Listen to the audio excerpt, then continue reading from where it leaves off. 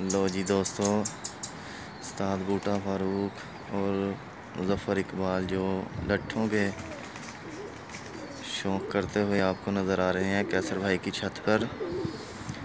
ये जनाब असीलों के माशाल्लाह माशाल्लाह बहुत बड़े उस्ताद हैं जनाब उस्ताद बूटा फ़ारूक, जो कि अपनी महारत दिखा रहे हैं कबूतरों को। इनको हल्का सा लट्ठों का शौक़ डालना है जनाब हमने, इंशाल्लाह। ये देखें जनाब,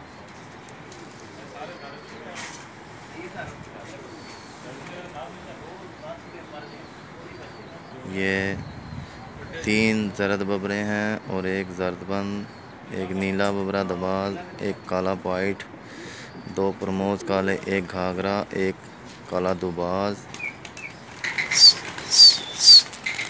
ये जनाब ये इन्होंने उड़ाए हैं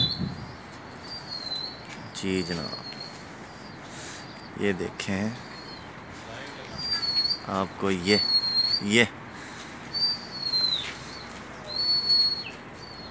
जनाब।